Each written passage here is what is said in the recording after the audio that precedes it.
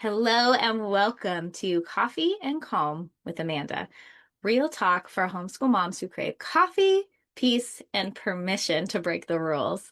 I'm your host, Amanda Schenkenberger, second generation homeschooler, mom to four boys, and author of the book Overwhelmed. And this show is all about creating space for you to breathe deep, laugh a little, and find real encouragement for your homeschool journey. Today, I have a guest I know you are going to love. Her name is Teresa Wiedrick. She is a certified life coach for homeschool moms, and she's all about helping overwhelmed homeschool moms lead with confidence, clarity, and presence, so it feels aligned inside and out. She carries wisdom with every word, and I know what she's going to share with us today is going to help many of you moms navigate your experience as a homeschool mom. Would you please tell us a little bit more about yourself, Teresa? It's lovely to meet everybody and always lovely to spend time with you, Amanda. I love hearing your story, and it was wild when we first connected. I think it was 2020 or something. And our stories are resonant because this is a common conversation for many moms. I don't feel good enough. I'm not sure I'm doing this right enough. I don't feel comfortable doing things out of the box. So, for my story, I homeschooled four kids over almost 2 decades. So, my youngest is almost 17 now, about to launch. I'm about to go on a college tour with him. The wildest thing ever moving into that phase of life where your youngest is going to grow up, apparently. But I can remember certain moments in my journey that felt overwhelming. Everything from the first year where I felt like I was never going to get sleep again to one moment I share in my homeschool journey is about the third or fourth year, and I'll share a little bit more about that. I point to that conversation because it's so resonant for a lot of people, but I've had many moments of overwhelm, including, as you were sharing, moving into the high school years and wondering if I could really re-up and commit to doing something on that level. And then I would say even into the 20-something years where it feels like a whole different game. It feels more like a coaching client, but with somebody that I deeply care about, that I birthed, and I want the best for in their lives. Everything they do matters. And I also have to learn how to allow them just to be. So I've got these stories across the spectrum, but the one in my third to fourth year is what I call my hitting the wall moment, where I think it was slump month. I don't know what it's Oh, like in that's Oregon, but great. it's just gray. Mhm. Yeah. And so in northern BC, we were traveling and I'm with my four kids in a new place, new home. I remember feeling gray. And I had a coffee mug on my bedside table. There was coffee rings on the base. It was cool. It was sloshed all over. And yet I was waking up to hear the kids already up making something in the kitchen and probably helping each other, but I could hear fighting. And I'm like, oh, okay, here's how the day's starting. I didn't get up before the kids. Maybe I was premenstrual, maybe I'd had an argument with my husband, maybe it was just February, but it just Mhm. felt yuck. And I remember just feeling agitated as I walked into the kitchen and I see the kids fighting over the spatula and there's pancake drops all over the floor and the counter. And I remember getting really just, "Ah, okay, enough. Okay, everybody just go. I'll clean this up. I'll get the pancakes." I didn't notice that they were taking care of each other and doing things for each other. I was just agitated. So I remember finally getting myself together and saying, okay, this is good. This is not a bad thing. And then moving to morning read aloud. And we're all finding a place to sit. And two of the kids are playing happily with Legos, and two of the kids are fighting over the seat beside me. And I am just like, okay, that's enough. I didn't have the bandwidth in here to deal with these really tiny moments. And I remember leaving the room because I thought someone was getting too heated, and it was me. So I walked out of the room and to go into my bedroom and find a way to calm down. At the time, I didn't know what emotional regulation was. And It wasn't a thing it then. wasn't a thing. It wasn't even a thing. Self-care wasn't even a conversation. So then I moved into the bedroom. I tried calling my husband who wasn't available. Then I called my friend and she said, "Hey, have you heard this Brené Brown TEDx talk or this YouTube video? It's going viral from yesterday." And I don't know who this is. And I watch it. And all I remember thinking at the time was, I so resonate with her. I have no idea what my needs are or why I even am frustrated or what I want in life, nothing. And that was a moment, like a really big moment for me to begin to understand or uncover what was really going on in here. And so I would say that was a really pivotal moment for me. I love Brene Brown. I think so. If there's a mom listening and I don't know who Brene Brown is, would you enlighten us? As I understood, she was a woman with these big black shoes and a jean jacket and a cute blonde coif. And she was talking about shame and vulnerability and things that were very uncomfortable in my mental lexicon at the time. But she talks about the myths of imperfection, really living a wholehearted life. And not coincidentally, this is for the next 3 months what I'm going to be studying in our Confident Homeschool Mom Collective. We've already done guideposts 1 to 3. Partly because I think she's such a good lightning rod for getting clear on who you are, what you care about, what really matters, but also coming to terms with our shame stories that Mm. often fuel the reason that we don't feel good enough or the reason that we want everything to be perfect. And that our real challenge is not about homeschooling at all. It's about this shame story. Yeah, and that's really good. It's so interesting. When I share the hard things that I went have gone through with homeschooling, I it wasn't even until probably through the process of writing the book, realizing, oh, these patterns, they weren't brought on by homeschooling. They Right. were simply revealed at a deeper level through homeschooling. And Yeah. if I'm seeing them with such clarity now, this is my opportunity to heal them. Yeah. And there is just something realizing that I see it so often in moms that they're like, okay, I'm not 100% on board with this homeschooling thing. I'm really uncomfortable. We're fighting all the time, or so these kids are fighting all the time. He's not listening, and I just want to put them back in school. Yeah. And for moms who are in that space, all of this stuff that's coming up for you, and we want to get away from these uncomfortable feelings, like talking about our shames, like stories that bring shame, like that's uncomfortable. Nobody Yeah. is, let's talk about my most embarrassing, hardest moment of my life. You Yeah. Yeah. And I really am sharing one. And I'm trying to burst the bubble of listen, I'm actually sitting with these women hearing their stories, and everyone feels alone in this. And yet you are alone if you are not experiencing this ever. yeah, absolutely. Yeah, you're some kind of robot. Yeah. I don't know how you did it, but you That's really are unusual. Yes. And I think that's key in moms knowing like this inner narrative that we usually keep very close to our hearts. We might share with a friend, we might not, because it takes a lot of courage that when we're in the Mhm. thick of being overwhelmed and man, I keep snapping at my kids, like I don't want this person to think like I'm a bad mom. I already think I'm a bad mom. I don't need their confirmation of it.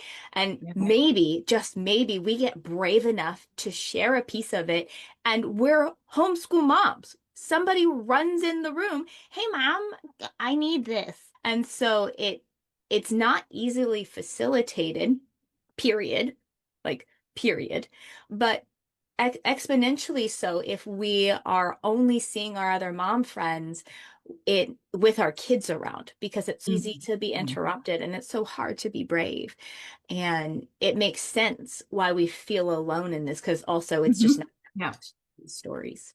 Yeah, we're all busy. That's the other thing, is that Yeah. there's so much going on when kids are in your space that you're like, oh no, I'll just keep pushing through. I can do this. I can do this. And it's true, you can. There were seasons, definitely, I did do that. And then every moment where you decide to sign up for personal growth or you decide to tackle this thing that has been an issue for a long time, it's hard.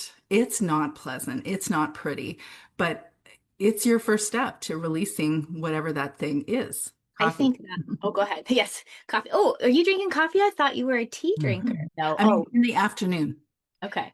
perimenopause. It's required. Yeah. Well, oh, I heard recently, not to get too off topic, I heard recently perimenopause referred to as cougar puberty. Oh, amen. No BS in the room. No, or no BS season, because we Yeah. call it. Yes, absolutely. Oh, I Yes, love it. but I won't drink coffee after lunch because then I won't sleep. Yeah, we don't want that. Okay. Pivoting back, I really do think when let's talk about this for a minute because you and I are very much in the same space. And I Mhm. think you and I probably see the very same reasons why moms don't step into the opportunity of self-growth. And one of the big ones, I feel like it's too two-sided. Ones I don't feel worthy of investing in, and even if I did, I'm afraid it won't work for me. Yeah, it won't if you think it won't. This I've Mm, seen that when people are really leery about something and going, I'm looking for the reasons why it won't. I mm, think it's valuable if, like, I know the first experience that I had going into therapy, and I remember thinking, ooh, to do therapy means I failed, or I have something to feel shameful about, or I need to hide. And actually, though that was the feeling I had, as though everybody else has everything figured out and has no challenging stories and has no reason to go to therapy or coaching. I felt that way, but it wasn't true. And then when I moved toward the space in my life of accepting that actually this personal growth thing or acknowledging that everything isn't easy or I have real challenges in certain areas, that was unlocking the door. But if you're not willing to unlock the door, that's then you just do you. You do whatever you want to do. And I'm guessing you're not here right now. You're not actually listening this far into this conversation. and that's like, as long as you're willing and resourceful, like you're good as a homeschool mom. Sure, we're going to screw up and we're going to screw up big Mhm. sometimes. But as long as we're willing and resourceful, you've got the makings of an amazing homeschool mom. Absolutely. And so, Yes. yeah, what would you say to a mom who is open to the conversation, who would want to grow, but has that fear of it's not going to work for me because I'm broken or I won't do it well or something like a story about herself? Yeah, I wouldn't say something as much as I would be asking more questions, digging deeper as to why. What's the reason you think that? And I Mm. would keep going to the deeper, deeper, deeper. And there was one mom that I'm working with. So a third conversation that we had, she said, "Oh, now I see why you don't care about curriculum, that this conversation or our conversations are never about curriculum. It's about this, what's really going on in here." And I'm like, yeah, exactly.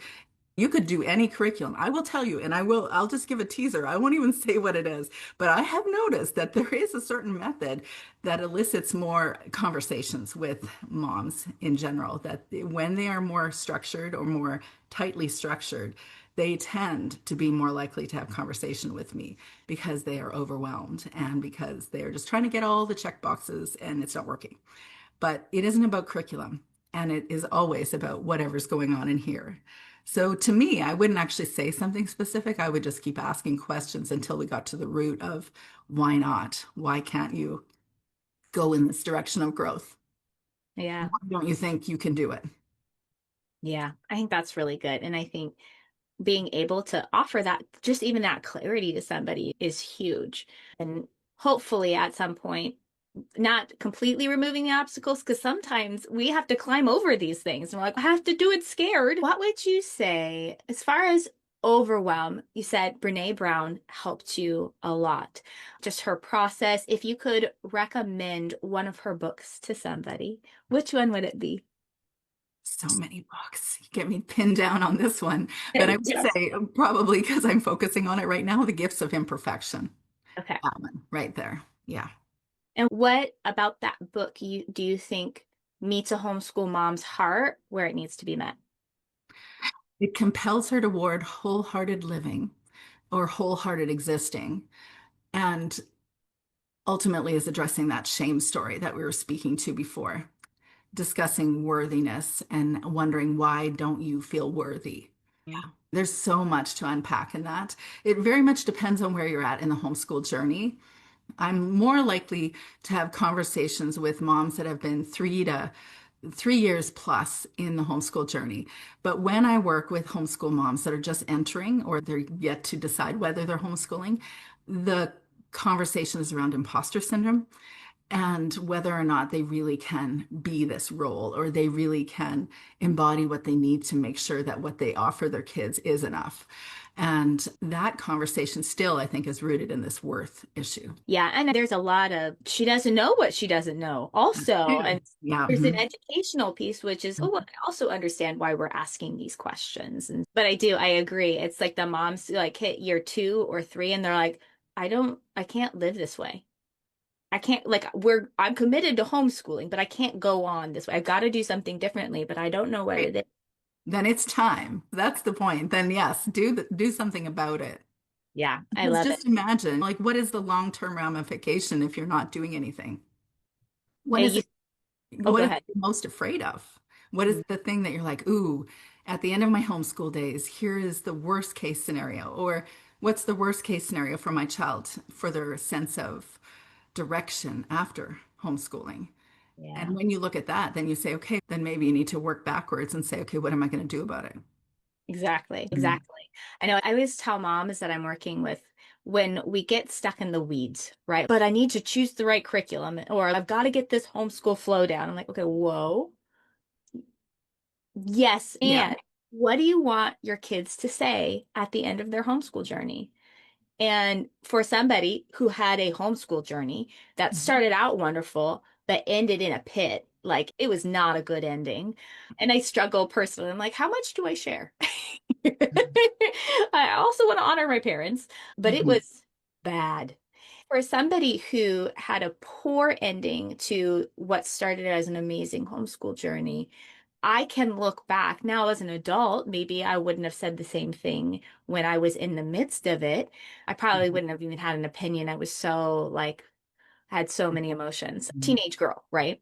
My point is, when I look back and I thought back on my own homeschooling experience, I remembered the moments of connection. I remembered my dad teaching me how to read. I Mhm. remember horseback riding with my mom. I remember crying through math Mhm. every single time. And that's okay. I still am not friendly with math, but I do it because it's part of being an adult.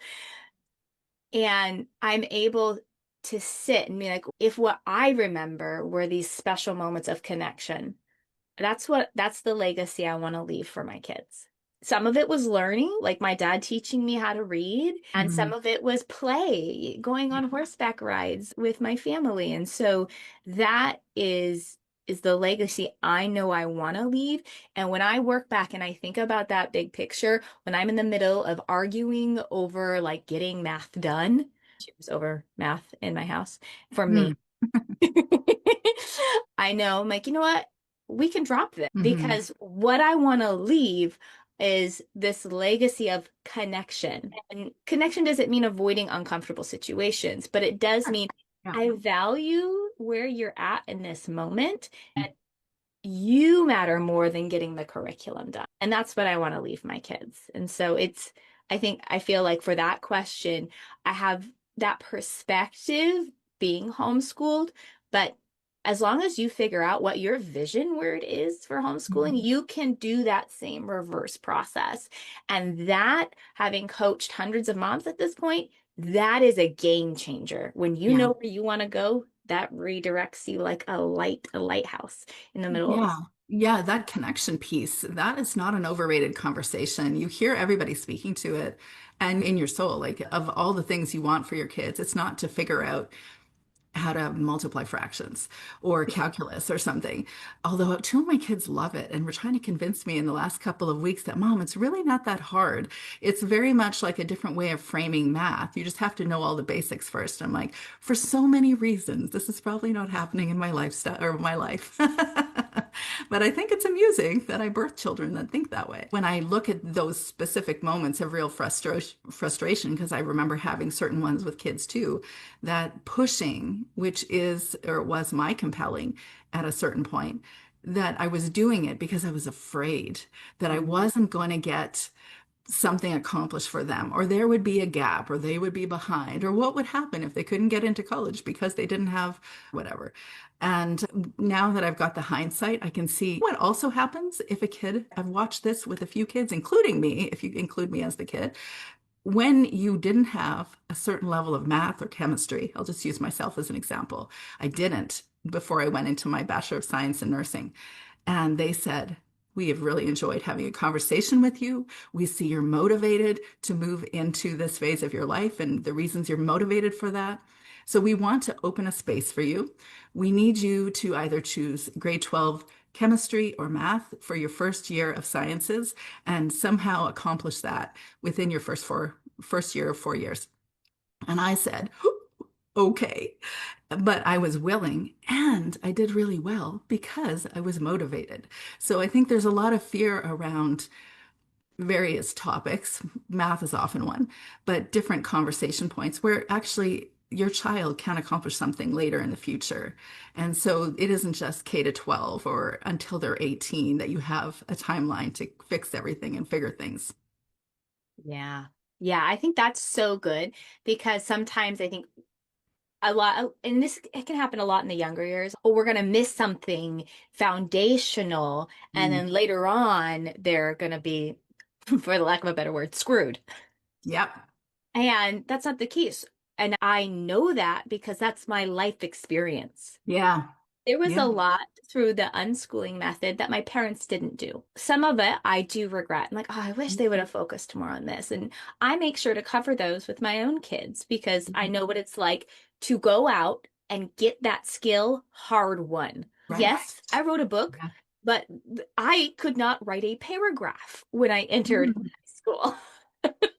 So, yes, I did this, but it was hard and I want it to be easier for my kids and do certain things a certain way. But just because they don't learn it when they're young doesn't mean they can't learn it when they're older. And again, with the motivation, I wanted to write a book, so I figured Exactly. it out. Well done, Amanda, by the way. That I know what that is like, and that is not an easy task. So well done. Yeah, really, that's quite remarkable. So how long did it take you to write the first draft? That actually was, I think it might have been 3 months. Yeah, that was me too, 3 months. And then the second and third draft were like 7 months, 1 year, 2 years. You're like, okay, Gosh. yeah, That lots of the editing. editing, Yeah. not my favorite. I'm Mhm. not like a super intent, look at all the details person. It's Yeah. emotionally and mentally exhausting. Yes, it really is. Yeah, yeah, yeah. I actually like words now, but I'm with you, Amanda. When I was in K to 12, I had zero interest. I actually had a conversation with Julie Bogart in the last 2 weeks about this, that is also discussing this conversation point, that when I was in high school, I had zero interest in writing. And yet, as soon as I went home, I was writing. So Mm. you can really clamp down on a kid's motivation if you're Yeah. forcing them into a topic that you just don't care about.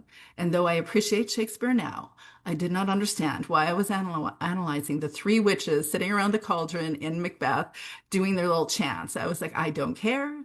I don't want to do this. And then it turns out my grade 11 teacher had to go on leave, and there was a sub that came in that didn't know how to engage it. So then I didn't care, but yet I went home and I wrote.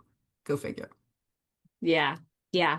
And I think that's a really, also a really, we could go off on a tangent about tapping in to that intrinsic motivation because in Amen. high school, I remember, I'll tell one quick story and then we can wrap it up because I know we could talk all day.